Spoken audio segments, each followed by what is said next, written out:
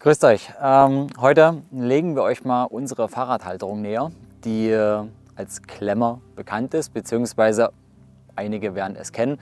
Tendenziell geht es um unsere selbstentwickelte Fahrradhalterung.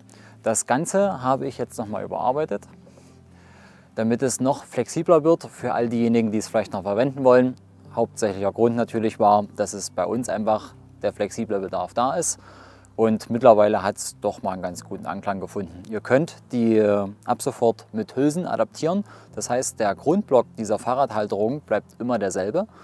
Und alles andere kann auf die unterschiedlichen Standards der Gabeln angepasst werden. Und das möglichst ohne viel dafür zu haben oder zu benötigen. Das ist erstmal im Schnelldurchlauf das Wichtigste rund um das Produkt.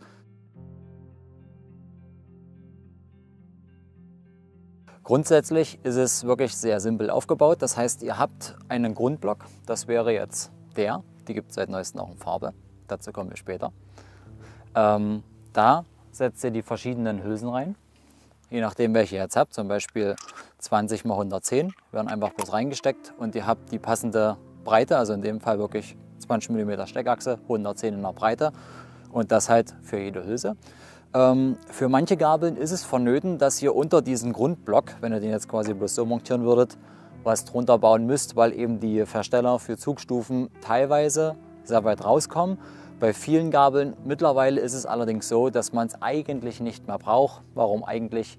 Weil es doch immer wieder Ausnahmen gibt. Dazu kann man sich entweder selber was drunter setzen, je nach baulicher Beschaffenheit. Das ist ja jetzt in dem Fall auf Schiene gebaut. Kann man quasi einfach einen ganz normalen Block nehmen, könnt ihr den drunter setzen und ich komme auf die Höhe, wie es auch gerade hier drüben montiert ist. Ich kann natürlich auch einen vorhandenen Block unten drunter setzen, den ich nicht brauche, ne? Auch wie hier, das würde passen. Und so kann ich das Ganze wirklich sehr schnell auf meine Bedürfnisse anpassen. Das System ist für die gängigsten Standards von meiner Seite aus gemacht und das umfasst sozusagen 15 x 100.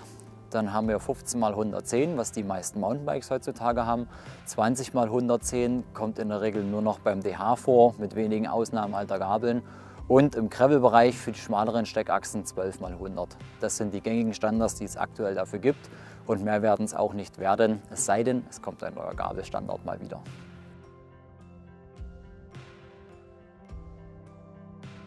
Wir zeigen euch jetzt einfach mal im Schnelldurchlauf, wie einfach es ist, das wirklich zu montieren. Also ihr braucht, wie gesagt, euren Grundblock, der ist erstmal elementar.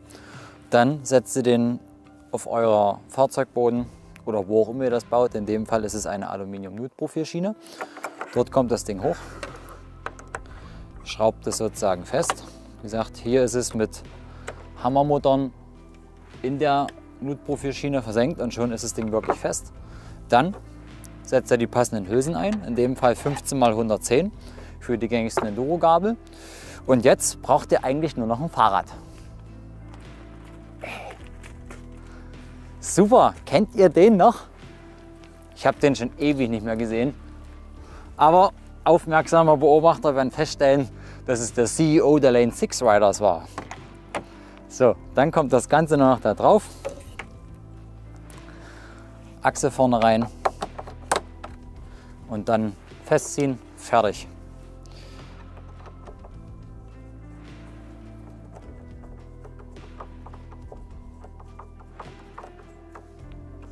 So, fertig.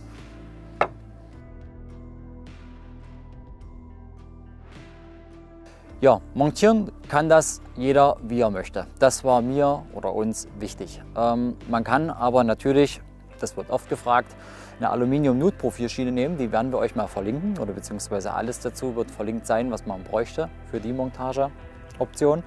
Dann wird dieser Grundblock einfach hochgesetzt. Ihr braucht dann Hammermuttern und Schrauben, um das Ganze in der Schiene zu versenken und dann festzudrehen. Die liegen bei jeder Bestellung meistens mit bei. Natürlich variiert das manchmal von den Nuten, die man verwendet, aber das klären wir gerne im Einzelfall. Sonst, was noch am Rande wichtig wäre, die aktuellen Grundblöcke sind mit den alten kompatibel. Es wird einige geben, die halt schon haben. Das heißt, ihr könnt den auch als Unterbau verwenden oder als Spacer. natürlich auch weiterhin für die Gabeln verwenden oder miteinander kombinieren, weil der Lochstich bleibt derselbe. Das heißt, ihr könnt das miteinander verschrauben und somit muss man nichts wegtun oder über den Haufen werfen. Es ist alles miteinander kompatibel, war mir wichtig. Wo man das Ganze zu kaufen kriegt, ist bei den Six Riders. Wir blenden euch das hier mal ein.